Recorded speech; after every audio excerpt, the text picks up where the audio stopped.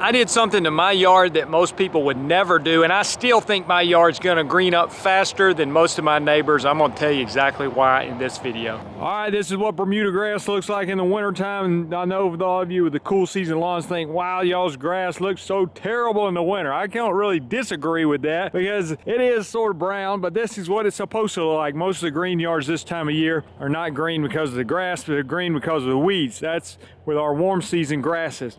But let me just tell you what I've done to this lawn and why I think I'm going to be able to make my yard greener than my neighbors. And no, that's not because I'm gonna just have weeds all over it. The weeds are green already. But the thing I did that most people don't do to their yards is I actually sprayed my yard with glyphosate, which is the active ingredient found in Roundup. But Bermuda grass, when it's dormant, is actually labeled for glyphosate. I typically do that at 32 ounces per acre. You can just put 1 or 2 ounces per gallon of water and just spot treat your weeds with a little handheld or backpack sprayer for those tough grassy weeds like Dallas grass and stuff like that. Now for my customers' lawns, I'm typically not out there blanket spraying them with glyphosate, but I have before, depending on the situation. The reason is usually if the yard is full of like Dallas grass and some of these tough grassy weeds. Let me just show you. Even if you have like Poa annua, you may get some cool season grassy weeds popping up in our warm season lawn. I'm not even sure what that one is. Today's video is sponsored by my friends at Yardbook. If you need a lawn care software, use the one I've been using since 2015.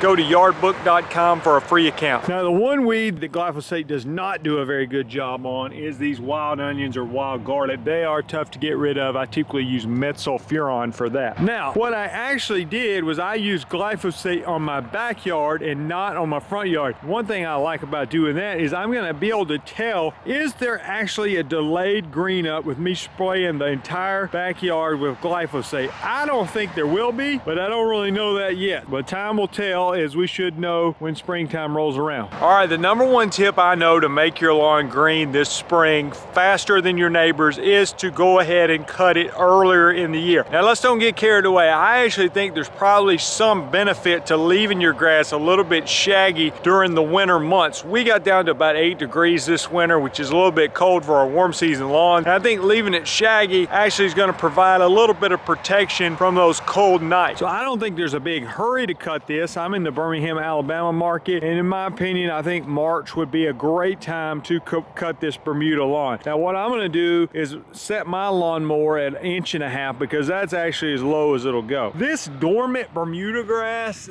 I don't think it's going to turn green again. You see what I'm saying? This is just dormant clippings that can turn into thatch that will decompose over time.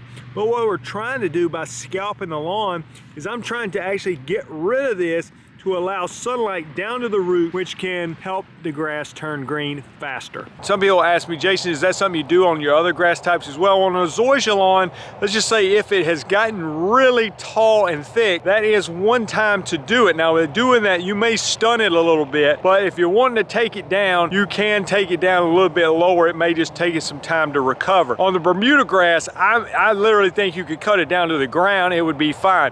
Again, I'm gonna wait and do that in March. On the centipede St. Augustine grass, no, I would not take my centipede. I'm not going to take a St. Augustine lawn down to 1.5 inches like that, but you can start mowing it in the spring if you want and go ahead and get that process started. On the centipede lawns, you can cut those quite low, and actually it's probably beneficial to maintain those at a lower height, somewhere between 1 and 2 inches, depending on what kind of settings you can have on your lawnmower and how often you're willing to mow the grass. What you don't want to do is let it grow up 3 inches and then cut it back down to 1 inch. Frequent mowing is certainly a key to turf health. Now you may say, Jason, what about fertilizer? Shouldn't you be fertilizing this grass to get it green? Well, the answer can be yes and no. I think, you think about right now, if the grass in the state it's in, if we put fertilizer down, what's going to happen? Well, unfortunately, I think a lot of the fertilizer is going to be wasted. Now not all fertilizer is created equal. I use a polyon fertilizer. I use a brand called Harold's that makes a polyon fertilizer, and that's a polymer coated fertilizer. They're not the only ones that make a polymer coated fertilizer. What that's going to do is is going to be a slow release fertilizer. So I could actually put that down. And the illustration that was shared with me was that the polyon is kind of like a tea bag, meaning that when it's cold, it's not really going to release the nutrients very much. So if you put a tea bag in cold water, yeah, maybe a little bit of the tea seeps out, but not a whole lot. But if you start to warm the water up, what happens? It starts really releasing the tea. Well, similar concept with the polyon. If you put it down in cooler weather, then it's not going to release very much nutrients. But as the weather warms, then it's going to start releasing those nutrients. So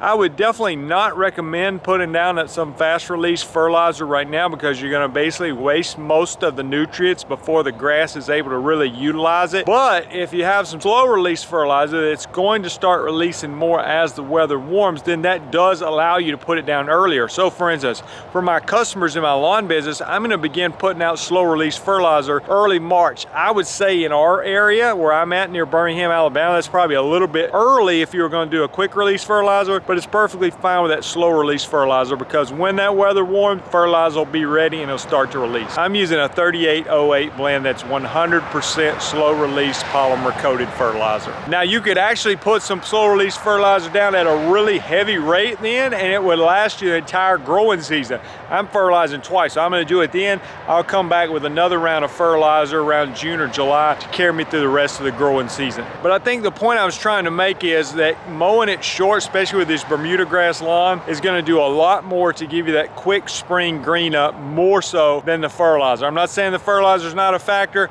I just think the mowing and letting the sunlight get down there and warm the roots would actually make somebody with no fertilizer, somebody that doesn't fertilize at all, will probably get an earlier spring green up than somebody who fertilized it but left the grass a little bit shaggy. I mentioned it already about a little bit of my mowing patterns on these Bermuda grass lawns. What I'm going to do is I'm going to mow it down to 1.5 inches. On the centipede, I'm going to mow it down to 1.5 inches. I'm going to try to keep it 1.5 inches. St. Augustine, I'm going to try to keep it around 4 inches or so.